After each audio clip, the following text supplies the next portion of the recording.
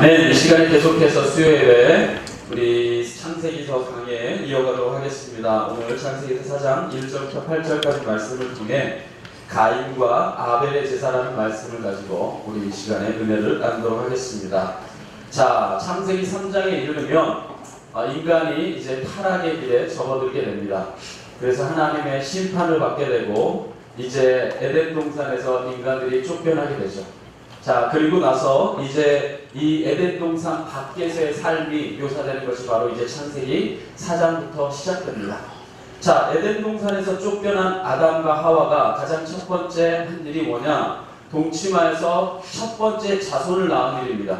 그래서 그가 바로 가인으로 우리에게 알려진 바로 그 인류의 첫 이 자손이죠. 아담과 하와는 하나님이 지었고 자손으로는 첫 가인이 이제 등남하게 됩니다. 그래서 그 모습을 1절에 성경에 기록하고 있습니다. 1절만 한번 다 같이 볼까요? 1절 말씀 한번 다 같이 읽어봅시다. 시작. 아담이 하와와 동침하에 하와가 임신하여 가인을 낳고 이르되 내가 여호와로 말미암아 등남하였다 하니라. 할렐루야. 우리가 보통 이 가인에 대해서 선입견을 가지고 대하죠. 그죠? 네. 우리가 성경 구약에서 제일 미워하는 사람 얘기하려면 가인, 신약에서 제일 미워하는 사람 들으려면 가룟유다. 네. 그래서 구약과 신약을 대표하는 왼수 덩어리가 있잖아요. 그죠? 가인과 가룟유다. 네. 네. 우리가 이렇게 선입견을 가지고 이 가인을 대해서 그렇지, 사실 이 선입견을 제하고 성경에 있는 그대로로 이 가인을 보면요, 가인은 굉장히 복받고 태어난 사람입니다. 왜냐하면 이 가인은요, 태어났을 때에 이 인류의 첫 장자예요. 오늘날 21세기 문명의 시대라고 하는 이 오늘날에도 이 장자를 귀하게 여기는 이 풍습이 아직 남아있고, 그리고 일부 이 서구 문명이 아니고 이 일부 이 발달된 문명 이외에 대부분의 나라들에서는 아직도 장자를 굉장히 중요하게 여깁니다. 그런데 21세기를 살아가는 오늘도 그런데 인류의 첫 장손입니다. 인류의 첫 장자예요. 이제 인간이 인간을 낳아서 대를 이어야 되는데, 하나님이 창조했던 건 아담과 하와로 끝났고, 이제 인간이 대를 잇는다고 하면 첫 번째 대를 이을 자손이니까 얼마나 귀한 아들입니까? 그래서요, 여러분이 가인이 태어날 때부터 저주받아서 태어난 인간이 아니에요. 성경에 보면 아담이 그의 아내 하와와 동침함에 하와가 임신하여 가인을 낳고 이르기를, 1절에 한띄워주시려 뭐라고 이르냐면 내가 여호와로 말미암아 등남하였다라고 성경이 기록합니다. 네, 여러분 성경 보세요. 내가 여호와로 말미암아 등남하였다라고 말해요. 이 말이 뭡니까? 하나님이 주신 뭐라는 거예요? 선물이라는 거예요. 여러분, 태 열매는 하나님이 주신 기업이요, 상급입니다. 네. 하나님으로 말미암아 등남했다는 겁니다. 여러분, 가인이라는 이름의 뜻이 뭔지 아세요? 여호와로 말미암아 등남하였다. 이게 가인의 이름의 뜻이에요. 그러니까 여호와로 말미암아 등남하였다고 기뻐하는 것이 그냥 기뻐만 한 게 아니라 그냥 이름에 새겨졌어요. 그러니까 가인이라는 이름은요, 굉장히 축복된 이름입니다. 여호와로 말미암아 등남하였다. 여호와의 선물이라는 뜻이에요. 할렐루야. 이렇게 정말 가인은요, 이름 그 뜻대로 하나님의 선물로, 하나님의 축복으로, 하나님의 이 섭리하심으로 태어난 존귀한 아들이었습니다. 자, 그렇게 이 인류의 첫 장손으로 이 아담이 이 가인을 맞았으니까 얼마나 기뻤겠습니까? 그런데 성경에 보면 반면에 아벨은요, 그의 탄생에 대해서 성경에 별다른 수식어가 없어요. 한번 성경을 보실래요?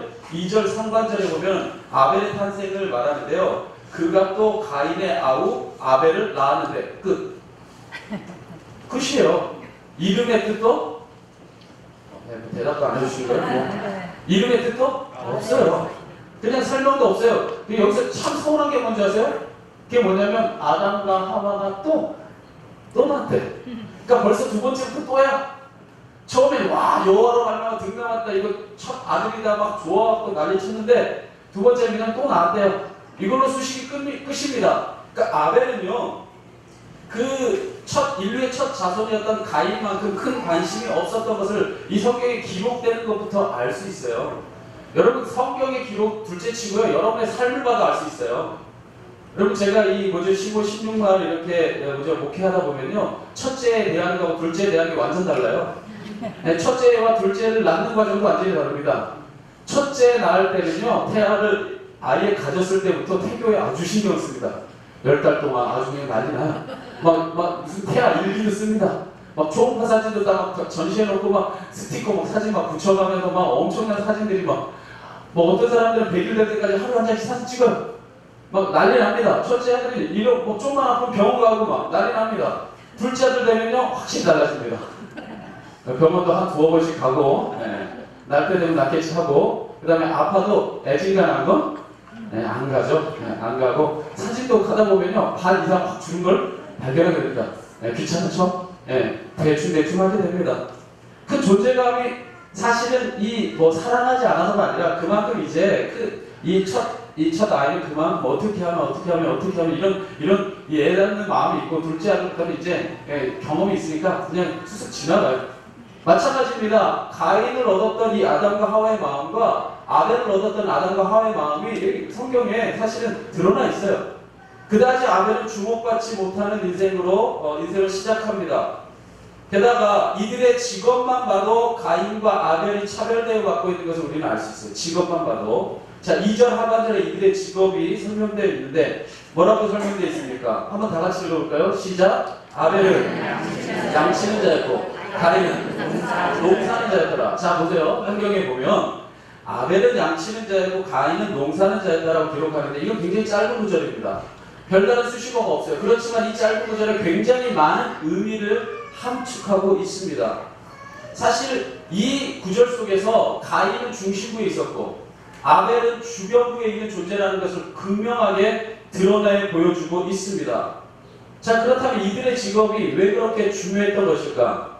그 이유는 자, 우리가 3장에서 보았던 이 아담과 하와가 하나님의 심판을 받고 에덴 동산에서 쫓겨날 때 아담에게 하나님이 하신 심판이 있어요. 이제 네가 땀을 흘려 수고를 해서 네가 먹을 것을 얻어야지만 연명할 수 있을 것이다. 하나님이 심판했어요. 그렇기 때문에 이제 인류가 이제 에덴 동산 밖에서의 이 삶을 시작할 때에 땀을 흘려 수고해서 먹을 것을 얻는 삶을 살아야 하는데 그래야지만 자기의 생명을 연명할 수 있습니다. 그렇기 때문에 자기의 먹을 거리를 직접 심고 거두는 땀 흘리는 수고를 통해서 목숨을 유지케 하는 그 직업을 가진 가인은 굉장히 존귀한 직업이에요. 여러분, 지금 우리가 살고 있는 오늘날의 시대는 이렇게 뭐 농사를 짓거나 이 1차적인 어떤 이 소산물을 얻는 것은 굉장히 천시적이지만 사회가 이처럼 발달되지 않았던 불과 100여 년 전만 해도 가장 중요한 직업은 뭐였어요? 농사였어요. 농사가 왜 제일 중요합니까? 이 뭐 목수라든지 그 외 직업은요, 그 다음 직업입니다. 다 천한 직업이에요. 왜냐하면 가장 기본이 되는 생명을 연명할 수 있는 사람이 가진 직업이 뭐냐? 그게 바로 농사이기 때문에 인류의 첫 자손이 생명을 연명하기 위해서는요, 농사를 반드시 지어야 됩니다. 그러니까 가인은 굉장히 중요한 직업을 가진 사람이에요. 반면에 아벨은 양치는 자입니다. 그럼 여러분 얘기할 거예요. 저는 고기 좋아하는데요. 여기 얼굴 보니까 고기 좋아하는 얼굴들 있어요. 풍만하시고 충만하시고 고기 좋아하는데요 라고 생각할 수 있지만 성경의 이 기록에 따르면 하나님이 이 고기를 먹도록 허락한 것은 노아의 홍수시대 이후에요. 먹을 것이 없어진 이 땅에 하나님이 노아의 홍수시대 이후에야 너희가 이 생명을 먹는 것을 하나님이 허락합니다. 그러니까 이때 당시에는 이 고기를 먹는 것이 허락되지 않아요. 생명이기 때문에. 그렇다면 이때 당시에 이 양치는 자라고 하는 이 목자라고 하는 직업을 통해 얻을 수 있는 게 뭐냐? 이 옷이라든지 아니면 젖 정도를 먹는 거예요. 그러니까 생명이 유지되는 데 있어서 절대적인 중심적인 게 아니라 부수적인 거예요. 그러니까 직업 자체로도 이 가인은 굉장히 핵심적인 일을 감당했고 아벨은 주변부적인 일을 감당하고 있었던 사람입니다. 이렇듯 서로 다른 길을 걸어가던 이 두 사람이 세월이 흘러서 하나님께 제사를 드리게 됩니다. 바로 그들이 제사 드리는 모습이 본문 3절과 4절에 담겨져 있어요. 자, 3절과 4절 상관절을 한번 우리 함께 고백해 봅시다. 한번 다 같이 읽어볼까요? 시작! 세월이 지난 후에 가인은 땅의 소산으로 제물을 삼아 여호와께 드렸고 아벨은 자기도 양의 첫 새끼와 그 기름으로 드렸더니. 자, 그렇습니다. 성경이 말합니다. 세월이 지난 후에 나이가 이제 먹을 만큼 먹었고 저들이 자신의 삶을 이제 자기의 힘대로 컨트롤할 수 있는 그때가 이뤘을 때에 가인과 아벨이 제사를 드리는데 가인은 땅의 소산으로 제물을 삼아 여호와께 드렸고 아벨은 자기도 양의 첫 새끼와 그 기름으로 하나님께 제사를 드립니다. 자, 하나님께 제사를 드리면서 자, 두 가지의 제물의 모습이 달라지죠. 가인은 땅의 소산물, 아벨은 양의 첫 새끼와 그리고 그의 기름으로 제사를 드립니다. 그런데 여기서 매우 중대한 사건이 발생합니다. 뭐냐면 아벨의 제사는 하나님이 연락하셨는데 여러분이 잘 알다시피 가인의 제사는 하나님이 연락하지 않은 겁니다. 그래서 4절 하반절 5절 상반절에 보면 이렇게 기록하죠. 여호와께서 아벨과 그의 제물은 받으셨으나 가인과 그의 제물은 받지 아니하신지라. 문제가 생긴 거예요. 보세요. 한 사람 거는 받았고 한 사람 건 안 받은 겁니다. 굉장히 심각한 문제죠. 자, 그러면 하나님은 무엇 때문에 아벨의 제사는 받았고 가인의 제사는 받지 않은 건가? 상당히 많은 수의 신학자나 아니면 목회자들, 목자들은 말하기를 가장 많이 하는 이야기가 뭐냐면 이 가인이 하나님께서 원하는 제사를 드리지 않았다는 거예요. 하나님이 이 피해 제사, 우리의 모든 죄를 씻는 이 속죄의 제사인 번제로 그 양의 첫 새끼와 그의 기름을 드리는 제사를 원했거늘 가인이 하나님이 원하는 그 제사를 드리지 않고 자기 마음대로 땅의 소산으로 제물을 드렸기 때문에 하나님이 그 제물을 받지 않으셨다. 때로는 그 김성일 장로님이죠. 성경과의 만남을 통해서 이 성경에 대한 딱 새로운 해석들을 굉장히 많이 냈던 이 김성일 장로님 같은 분은 하나님이 둘째 아들을 조금 더 긍휼히 여기신다. 이렇게 해석하기도 해요. 성경과의 만남 굉장히 많이 풀린 책이죠. 이렇게 해석하기도 하고 여러 가지 해석을 합니다. 근데 가장 주류적인 해석은 뭐냐면 하나님이 피해 제사를 받기 원하신다는 거예요. 그게 하나님이 원하는 제사라는 겁니다. 그런데 이것은 상당히 납득하기 어려운 주장입니다. 저는요, 이게 신학교 시절, 대학원 시절에 제가 늘 이 구절을 읽으면서 이 해석을 도저히 받아들일 수가 없었어요. 왜냐하면 그 이유는 대략적으로 세 가지를 들 수 있습니다. 첫 번째 이유가 뭐냐?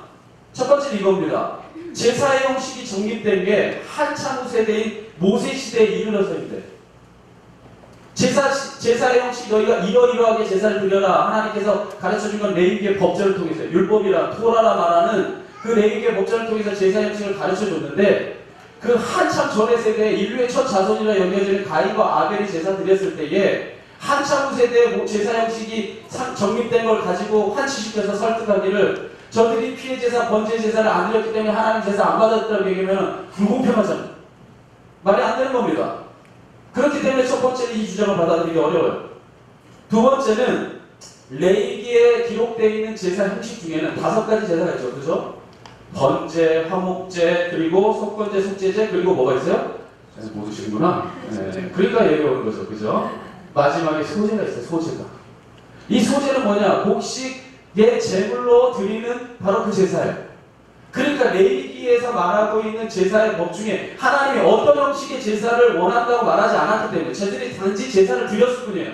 그러니까 5가지 제사 형식 중에는 한 가지는 저들의 땅의 소산으로 드리는 분명한 제사 형식이 있어요. 그렇기 때문에 제사의 형식이 잘못돼서 하나님이 안 받았다고 하는 것은 설득되지 않는 논리입니다. 그리고 마지막 세 번째, 이 피해 제사를 안 드렸기 때문에 하나님이 이 제사를 안 받았다고 하는 말이 이 정당한 논리가 아닌 이유는 하나님께서 만약 피해 제사를 원하셨다면 그 제사법을 가인과 아벨이 아니라 아담과 하와에게 가장 먼저 가르쳐줬을 거예요. 왜냐? 하나님이 바른 예배를 받기 원하신다면 바른 예배가 뭔지를 먼저 가르쳐줘야죠. 그래요? 안 그래요? 아멘. 그게 맞는 말이잖아요. 그렇기 때문에 하나님이 받고 싶은 제사의 법이 있다면 반드시 하나님께서 에덴 동산에서 이 아담과 하와를 내보내시면서 그 제사법을 가르쳐 줬을 겁니다. 그리고 아담과 하와가 그 제사를 하나님께 드렸을 거예요. 자, 보세요. 만약에 하나님이 제사를 받기 원하신다. 그러면요, 가인과 아벨이 첫 번째 제사를 드렸을 리가 없습니다. 예배를 받으신다면 이미 성인이 되었던 아담과 하와도 제사를 드려야죠. 그렇죠? 그러면 아담과 하와가 하나님이 가르쳐 주신 제사법대로 제사를 드렸고 그들이 성인이 돼서 자기의 의지대로, 자기의 뜻대로, 자기의 힘으로 그 제사를 드리기까지 엄마, 아빠가 제사 드리는 광경을 우리 아이들처럼 예배 드리는 모습을 우리 아이들이 같이 와서 보는 것처럼 보면서 자랐을 겁니다. 그리고 그 제사법을 따라서 예배를 드렸겠죠. 그리고 만약에 하나님이 원하시는 제사가 피해 제사라고 한다면 아까도 말했듯이 지금까지 여기 성경에 기록된 모습으로 보자면요, 아담과 하와가 가인을 더 사랑합니다.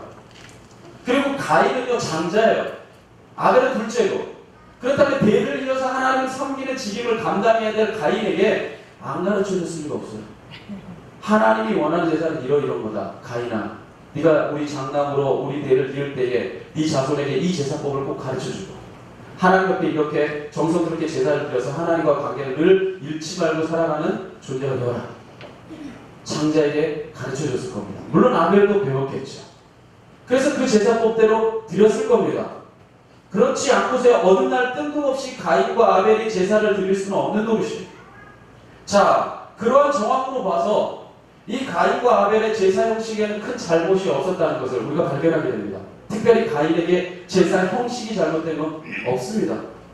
그런데 자신이 잘못한 것도 없는데 가인이 이 자신의 제사가 받아들여지지 않으니까 몹시 분노합니다. 그 모습이 5절에 기록되어 있죠. 자, 5절 말씀 한번 다 같이 한번 읽어봅시다. 시작. 가인과 그의 재물은 받지 아니하시니라. 가인이 몹시 분하여 안색이 변하니라고 기록됩니다. 자, 여기 이 구절을 보면서 우리는 또 한 가지를 알 수 있어요. 어떤 사람이 이렇게 얘기합니다. 가인이 하나님 앞에 정성스럽게 예배드리지 않았기 때문에 하나님이 받지 않았을 것이다. 그의 정성이 아벨만큼 깊지 못했다. 정성과 진심을 다해 하나님 앞에 제사드리지 않았던 것이다 라고 말하는 사람이 있는데 그것도 설득력이 없습니다. 왜냐? 그가 하나님 앞에 정성을 다해 최선을 다해 예배드리지 않았다면 열받지도 않아요. 여러분, 예배 대충 드리는 사람 치고 교회 와서 심각하게 시험 드는 사람 없어요. 교회에서 심각하게 시험 드는 사람은 건축원금 열심히 한 사람, 예배 한 번도 안 빠진 사람, 교회 헌신 열심히 한 사람, 교회가 내 삶의 일부라고 생각한 사람, 그런 사람이 시험 들 때 아주 몹시 분노하고 열받고 상처받고 막 교회 떠난다 안 떠난다 들었다 놨다 들었다 놨다는 거예요. 그래 안 그래요? 새 신자가 와서 막 몹시 분노할 만큼, 아니 언짢고 그냥 교회가 마음에 안 들고 교회가 그냥 썰렁해서 그냥 다니기 싫을 수도 있어도 분노할 만큼 교회를 싫어하지 않아요. 분노할 만큼 상처받는다는 얘기는 뭐냐면 그만큼 사람 좋다는 얘기예요. 안 그렇습니까? 안 그렇구나?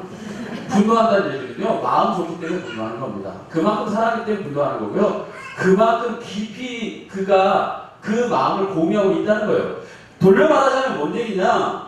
가인이 그의 재물을 대충 드렸다면 안 받아줬다고 해서 분할 필요가 없어요. 안 받아주면 꼭 말지 뭐. 그럼 제사 안 드리지 뭐. 이러고 말았을 겁니다. 그런데 가인의 분노가 얼만큼 분노했냐면요, 아벨을 쳐 죽일 만큼. 그럼 돌려 말하자면 뭐예요? 그만큼 하나님이 내 예배를 받아줘야 된다고 생각했어요. 그만큼 받아주기를 간절히 원했던 겁니다. 근데 그게 안 받아주니까 그 분노가 불일 듯이 일어나서 아벨을 쳐 죽인 거예요. 그러니까 그 마음이 역설적으로 말하자면 쳐 죽일 만큼 간절하게 드렸던 예배예요. 쳐 죽일 만큼 정성 다해 드린 예물입니다. 안 받으니까 열받는 거죠. 자, 그러니까 그만큼 가인이요, 대충 하나님께 제사를 드리지 않았다는 걸 알 수 있어요. 우리가 오늘날에도 신앙생활에서 그러지 않아요? 시험 든 사람들 잘 보십시오. 우리 자식 대학 붙여달라고 365일 새벽 기도했는데 떨어졌어. 열받는 거죠. 보통 성도님들이 시험 들 때 그렇게 시험 드는 사람 있죠. 우리 자녀 형통하게 해달라, 우리 사업 형통하게 해달라, 내 건강을 주님 지켜달라, 365일 하나님 앞에 뭐 작정 40일 기도 막 기도했는데 안 들어주면 그때 시험 드는 거죠. 근데 하나님 앞에 별로 정성도 안 드리고 기도도 안 하고 그랬으면 우리가 될 대로 된 거지 뭐. 생각하게 되는 거죠. 그만큼 분노하고 화를 냈던 모습, 아벨을 쳐 죽일 만큼 자신의 예물이 안 받아들여진 거에 대해서 이 분노했던 이 가인의 모습에서 그의 제사의 이 재물이 나쁜 것이 아니라는 걸 우리가 보게 됩니다. 그런 문제가 생겨요. 잘 한번 보세요. 제사의 형식에도 문제가 없어요. 제사의 재물에도 문제가 없어요. 그런데 왜 하나님은 이 예물을 안 받아준 걸까? 우리는 여기서 이제 질문을 던져야 됩니다. 왜? 도대체 왜? 형식도 나쁘지 않고 이렇게 수요일날 하나님께 예배드리겠다고 달려오는 여러분들의 마음, 이 형식도 나쁘지 않고 하나님 앞에 예물도 드리고 하나님 앞에 헌물도 드리면서 정말 쓸 거 쓰지 않고 하나님 앞에 모든 마음을 드리는 모습도 나쁘지 않은데 하나님 여러분의 제사를 다 받지 않을 수 있다는 얘기입니다. 그렇다면 왜 하나님이 가인의 제사를 안 받아들였던 걸까? 바로 그 이유가 사실은요, 7절에 분명하게 드러나 있습니다. 한번 7절 말씀을, 한번 6절과 7절 상반절 말씀을 한번 읽어볼게요. 이렇게 기록하고 있습니다. 여호와께서 가인에게 이르시되 내가 분하여 하면 어찌 되느냐 안색이 변하면 어찌 되느냐 내가 무엇을 행하며 어찌 낯을 들지 못하겠느냐 묻습니다. 여기 핵심적인 문제가 있었어요. 자, 이 구절을 현대인의 성경으로 보면 확실하게 이 뜻을 더 분명히 드러내 줍니다. 한번 현대인의 성경으로 이 말씀을 볼게요. 이렇게 기록되어 있습니다. 여호와께서 가인에게 말씀하셨다. 내가 어째서 화를 내느냐? 내가 무엇 때문에 얼굴을 찡그리느냐? 내가 옳은 일을 했다면 왜 내가 내 예물을 받지 않겠느냐? 돌려 말하자면 네가 옳은 일을 안 했다는 거죠. 개혁 성경으로 보자면 네가 선한 일을 하지 않았다는 겁니다. 그러니까 하나님은 가인의 제사 자체가 아니라 가인의 삶이 문제였던 거예요. 예배당에 나와 있는 모습이 아니라 예배당에 나오기까지 과정이 문제였다는 거예요. 주일에 주님 앞에 나와서 거룩거룩 외치지만 그 과정까지의 네 삶이 하나님이 도저히 받을 수 없는 모습이었다는 겁니다. 네가 제사는 열심히 드렸을지 모르지만 재물은 최선을 다해 준비했을지 모르지만 네가 삶 속에서 선을 행하지 않았다는 거예요. 정의를 행하지 않았다는 겁니다. 옳은 일을 행하지 않았다는 거예요. 그랬기 때문에 하나님은요 가인의 잘못을 지적하시면서 7절 하반절에 이렇게 보면합니다. 죄가 너를 원하나 너는 죄를 다스릴지니라. 죄가 너를 주장하려 하나 너는 죄를 이겨야 된다. 죄가 너를 삼키려 하나 너는 죄를 넘어서야 된다. 하나님이 가인에게 안타깝게 권면하십니다. 그런데 더더욱 안타깝게도 가인은 자신의 죄를 다스리지 못해요. 자기 죄를 넘어서지 못합니다. 그래서 결국에는 아우 아벨을 돌로 쳐 죽이게 되는 그런 역사가 나옵니다. 자, 그래서 8절에 그 모습이 기록되어 있죠. 8절 말씀을 한번 다 같이 한번 읽어봅시다. 시작. 가인이 그의 아우 아벨에게 말하고 그들이 들에 있을 때에 가인이 그의 아우 아벨을 구하리라 쳐 죽이라. 여기 사실 개혁 성경에 이 개혁이 개정 성경으로 바뀌면서 이 구절이 조금 더 명료해졌어요. 그 전에 개혁 성경일 때는 이 부분의 이 말씀의 구절이 의미가 좀 더 분명하지 않았는데 개정으로 바뀌면서 좀 더 분명해지긴 했습니다. 그런데 여기에서의 이 구절 뜻을 좀 더 명확하게 하려면 표준어 세번역 성경을 보면 좀 더 명확하게 합니다. 표준어 세번역 성경은 8절 구절을 이렇게 기록하고 있습니다. 자, 가인이 아우 아벨에게 뭐하였다? 말하였다. 말을 겁니다. 우리 어디로 나가자? 들로 나가자. 그리고 그들이 들에 있을 때 가인이 그의 아우 아벨을 쳐 죽였다고 합니다. 자, 이 구절을 통해 우리는요 가인의 매우 사악한 면을 발견하게 됩니다. 그 이유가 뭡니까? 첫 번째는요 가인이 아우 아벨을 고의적으로 죽였다는 거예요. 사실 그 전에 개혁 성경을 읽어보면요 그 구절의 맥락이 이 가인이 분노가 들끓고 있는 상황에서 아우 아벨을 들에서 만나 화가 치밀어 올라 자기도 모르게 쳐 죽인 것처럼 기록되어 있어요. 그런데 이 개혁 성경이 개정으로 바뀌면서 또한 표준어 성경이나 그 여타의 현대인의 성경이나 뭐 그의 우리말 성경의 모든 성경을 보면 그렇게 기록하고 있지 않습니다. 가인이 아우 아벨을 꼬십니다. 뭐라고? 들로 나가자. 사람이 안 보는 곳으로 가자. 사람이 없는 데로 가자. 우리 들로 나가자라고 먼저 말합니다. 그리고 나서 아무도 안 보고 있다고 생각하는 곳에서 하나님이 안 보고 있다고 생각하는 곳에서 거기서 고의적으로 죽입니다. 완전 범죄를 꿈꾼 거예요. 완전한 범죄. 하나님도 모르는 범죄. 그래놓고 이제 나중에 후반전에 보면은 하나님 찾을 때 내가 아들을 지키는 자니까 뻔뻔하게 대답하죠. 아주 인간의 사악함의 극단적인 모습을 보게 됩니다. 이게 바로 가인의 모습이에요. 옳지 않은 모습이죠. 바로 이 완전 범죄를 꿈꾼 이 고의적인 모습에서 이 가인의 제사를 열람할 수 없었던 하나님의 마음을 우리는 깨닫게 됩니다. 또한 두 번째는요, 제가 아까도 말실수로 어렸을 때부터 성경학교에서 그렇게 배웠기 때문에 이 가인이 아우 아벨을 돌로 쳐 죽였다고 제가 아까도 잠깐 지나치면서 얘기했어요. 그런데 제가 모든 성경을 다 봐도 돌로 쳐 죽였다는 성경이 한 군데도 없어요. 그리고요, 다른 성경에서 오히려 이 가인이 아우 아벨을 쳐서 죽였다고 얘기해요. 성경을 여러분이 집에 가서 찾아보십시오. 그 외 여타 번역 성경을 찾아보면 쳐서 죽입니다. 그 얘기는 뭐냐면요. 둘째로 이 가인의 사건을 볼 수 있는 것은요. 가인이 한 방에 아벨을 죽인 게 아니라 자기의 분노를 다 쏟아놓으면서 그 아벨을 면전에서 보면서 때려서 죽인 거예요. 그러니까 힘도 더 강했던 거죠. 아벨 여러분 굉장한 유단자가 아닌 이상에 한 방에 사람 못 죽입니다. 쳐서 죽이기까지는요. 엄청나게 때렸어야 돼요. 엄청나게 폭력을 행사해야지만 자기의 분노와 화를 풀면서 그 모든 분노를 쏟아내면서 아벨을 죽인 겁니다. 여기서 우리는 하나님께서 왜 가인의 예물을 받을 수 없었던가?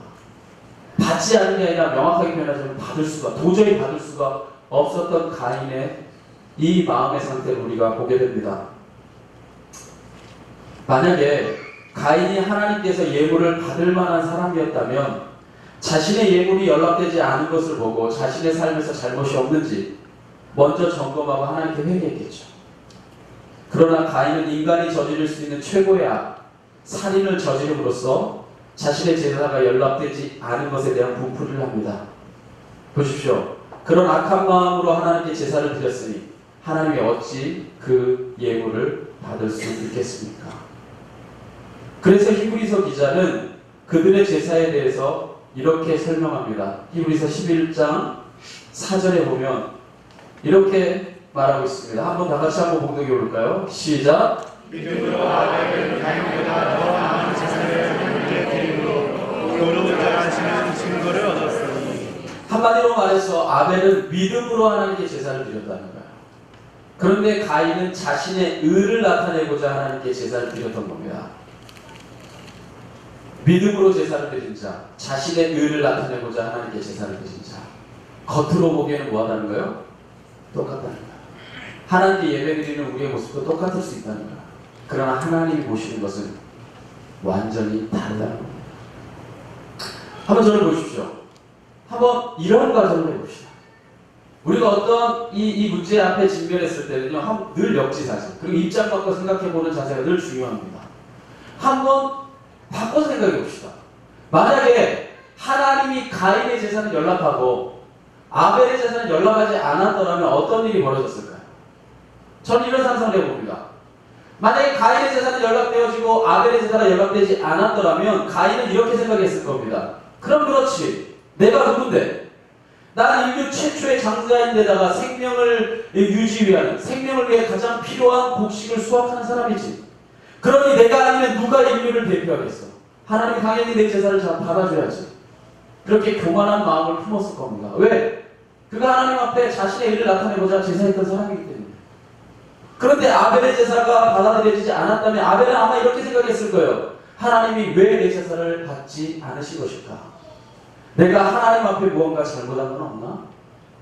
아니 하나님이 나를 외면할 만큼 내가 하나님의 마음에서 돌아선 것은 없나? 하나님, 내가 무엇을 돌이켜야 됩니까?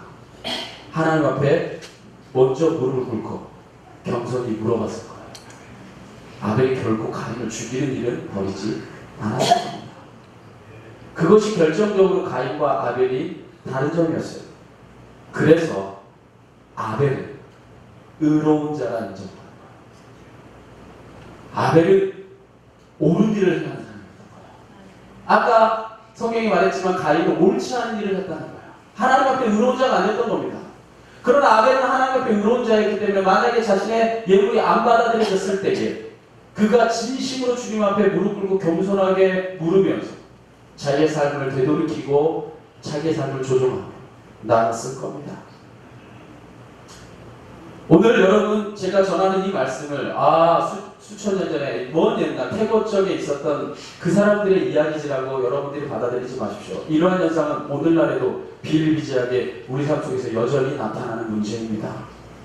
가인과 아벨의 삶을 통해 비춰본 우리의 모습은 어떻습니까? 가인처럼 자신을 드러내기 위해 재물의 상태에만, 제사의 의식에만 온 마음을 쏟고 있는 것이 우리의 때로는 모습이 아닙니까? 그러나 하나님이 원하시는 것은 허례의식으로 가득 찬 겉모습이 아니라 여러분의 겸손한 마음이 하나님 앞에 드리는 겸손한 믿음의 고백입니다. 하나님은 가인에게서 그런 사랑과 경외하는 마음을 찾으셨고 도저히 그 마음을 찾을 수 없었을 때에 다시 한번 강조하지만 제사를 받지 않은 게 아니에요. 제사를 받을 수 없었던 겁니다.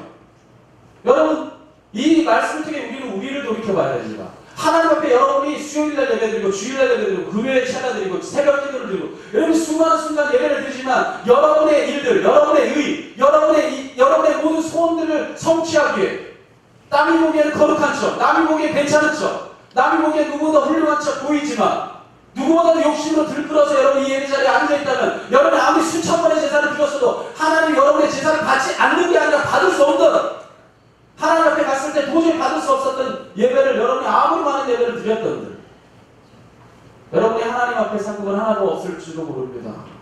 그렇기 때문에 우리는 늘 돌아봐야 됩니다. 우리의 마음, 우리의 중심을 돌아봐야 됩니다. 그래서 하나님이 사도에게 말씀하셨죠. 너희 사람은 외모를 보지 마. 난 너희의 중심을 보느니라. 때로는 거룩한 모습처럼 보이지 않고 때로는 초라하고 때로는 비천하고 때로는 궁핍하고 때로는 연약한 자처럼 보여도 그 중심이 그 누구보다도 겸손한 마음의 제사를, 누구보다도 하나님을 향한 상한 심령의 제사를 드리는 자가 있다면 하나님이 그 예배를 받으십니다. 기억하십시오. 자신의 마음이 하나님께 드려진 사람은요, 자신이 드리는 예물도 최선의 것을 준비하게 돼 있어요. 아벨도 최선의 예물을 드렸을 겁니다.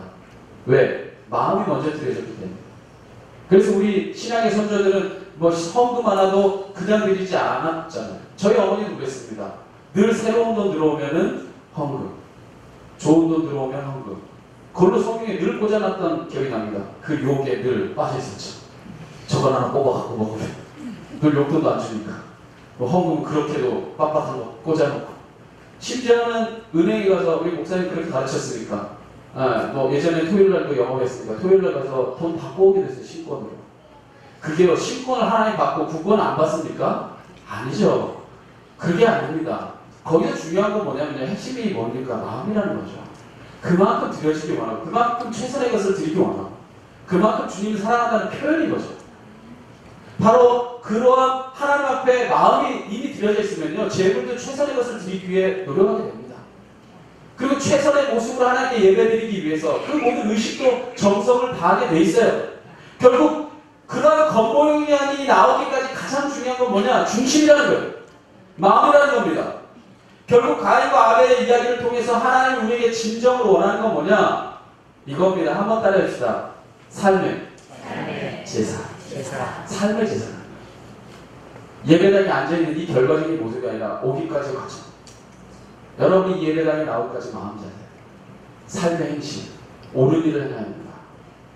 여러분이 이 가정을 나오기까지 그렇게도 그토록 미워하는 사람이 있고 그토록 분노하는 일이 있고 그만큼 시기하는 일이 있고 누구보다 내가 장로라는 타이틀 때문에 아니면 권사라는 타이틀 때문에 아니면 디렉터라는 타이틀 때문에 목자라는 타이틀 때문에 오기 싫어서 와 앉아있는 것은 아닌가. 때로는 우리가 그 중심을 하나님 앞에 삶의 제사로 드리게 될 때에 하나님 그 마음을 받으시고 기뻐하시고 의로운 자라 여러분을 칭해 주신다는 겁니다. 오늘 말씀 정리하겠습니다. 형식과 허례의식에 빠져 하나님을 향한 진실한 사랑의 마음을 잃어버릴 때, 미움과 분노의 감정을 다스리지 못하고 하나님 앞에 그대로 갖고 나아올 때, 그것은 이미 죽은 제사가 됩니다. 하나님 받을 수 없는 예배가 되는 거죠. 그러나 하나님 앞에 겸손한 마음과 상한 심령 그대로 가지고 나와 이 모습 그대로 주님 앞에 드립니다. 오직 주님만이 나의 전부입니다.